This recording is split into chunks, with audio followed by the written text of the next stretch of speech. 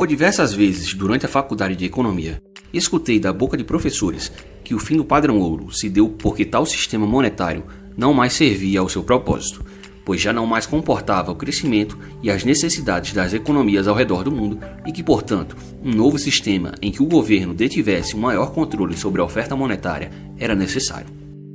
Neste vídeo, mostraremos como essa é somente mais uma narrativa mentirosa e que não possui qualquer fundamento na realidade histórica e que foi criada com a intenção de justificar a existência de um sistema monetário que perpetua o roubo da propriedade das massas em benefício de uma pequena elite política e financeira.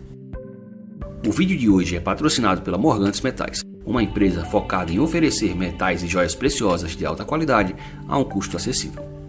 No mundo de hoje, em que a perda do poder de compra se tornou uma constante, encontrar formas de preservar o seu patrimônio e se proteger das instabilidades geradas por políticas econômicas irresponsáveis se tornou uma necessidade básica.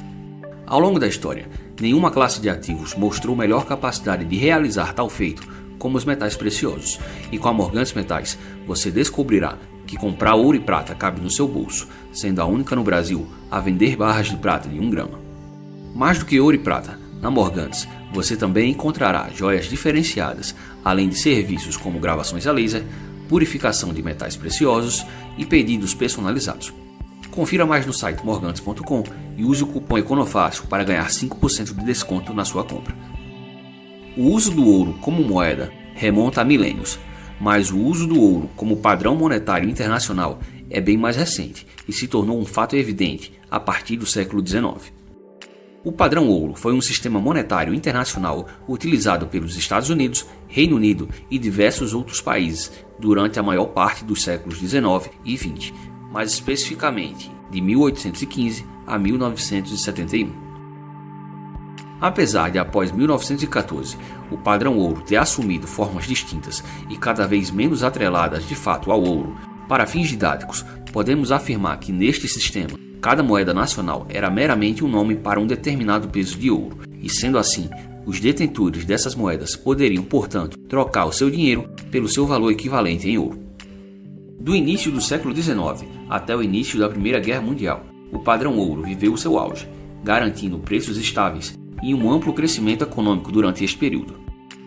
Foi exatamente durante a vigência do padrão ouro que as economias dos Estados Unidos e da Europa deixaram de ser predominantemente agrárias para se tornarem em grandes polos industriais e centros comerciais.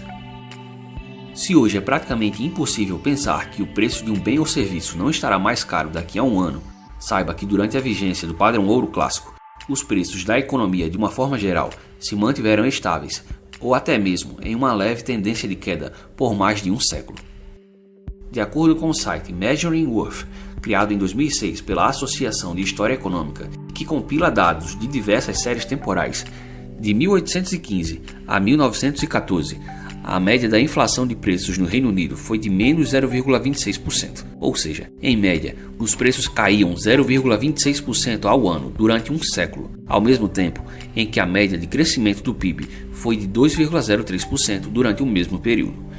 Algo inimaginável hoje para qualquer economista keynesiano. Por outro lado, os números da economia americana são ainda mais impressionantes. A inflação média nos Estados Unidos de 1815 a 1914 foi de menos 0,43%, o que em termos práticos significa que algo que custava $100 em 1815 passou a custar apenas $65 em 1913, enquanto que o crescimento médio real da economia foi de quase 4% ao ano, sendo esse o período de maior expansão econômica da história dos Estados Unidos. Quando se pega o período pós-guerra civil, de 1865 a 1914, os valores ficam ainda mais impressionantes, já que a cada ano as coisas ficavam 1% mais baratas, enquanto a economia crescia a uma taxa média de 3,5% ao ano. Para fins de comparação, a partir da criação do Fed em 1913, esses números tomam rumos bem diferentes, principalmente após o abandono definitivo do padrão ouro em 1971, como mostraremos até o final deste vídeo. O auge do padrão ouro se encerrou com o início da Primeira Guerra Mundial em 1914, quando os gastos dos governos para financiar a guerra explodiram, aumentando o déficit das contas públicas e o endividamento estatal. A pressão exercida pela deterioração da situação fiscal dos governos envolvidos no conflito foi tamanha que todos, incluindo o Reino Unido, tiveram de abandonar o padrão ouro para financiar seus gastos através da expansão de suas respectivas ofertas monetárias. A única exceção foram os Estados Unidos, que só se envolveram de fato na Primeira Guerra a partir de 1917 e conseguiram preservar a conversão do dólar em ouro para os seus cidadãos. Ao financiar a guerra e abandonar o ouro, muitos dos países sofreram inflações drásticas. Os níveis de preços duplicaram no Reino Unido, triplicaram na França e quadruplicaram na Itália. Nem os Estados Unidos escaparam. Mas o pior de todos os casos certamente foi o da Alemanha, que sofreu um processo de hiperinflação, tanto por ter sido a primeira nação a abandonar o padrão ouro logo no início do conflito, como por ter sido obrigada a pagar severas reparações aos vencedores da guerra. Após o final da Primeira Guerra, muitos países tentaram voltar ao padrão ouro. O Reino Unido, por exemplo, regressou ao padrão ouro em 1925, sendo acompanhado por diversas outras nações. Entretanto, a maioria desses países, seguindo o exemplo da Inglaterra, evitando desvalorizar suas moedas, tentaram voltar ao padrão ouro na mesma paridade de antes da guerra, só que agora tornando suas moedas conversíveis não mais em ouro, mas em libras, o que permitiu aos ingleses acumularem déficits até 1931, quando, em meio a uma crise bancária na Europa, os países tentaram converter suas libras em ouro, e o governo britânico teve de encerrar a convertibilidade, sendo então seguido pelos demais países europeus, que se aproveitaram do fim do lastro para estimular suas economias e tirá-las da depressão. Situação semelhante ao que aconteceu nos Estados Unidos, que em 1933, pela primeira vez, encerrava a convertibilidade do dólar em ouro para expandir a sua oferta monetária, numa tentativa desesperada de tirar o país da Grande Depressão, como demonstramos em um vídeo anterior. Com a eclosão da Segunda Guerra em 1939, mais uma vez, os governos voltaram a acumular déficits enormes e o endividamento público explodiu como nunca antes. Ao final da Segunda Guerra, em 1944, com as contas públicas destroçadas e o sistema monetário despedaçado, os países vencedores reuniram-se em Bretton Woods para formular um acordo que criaria um novo sistema monetário global, ainda baseado no ouro, mas diferente do padrão ouro clássico, que vigorou até 1914.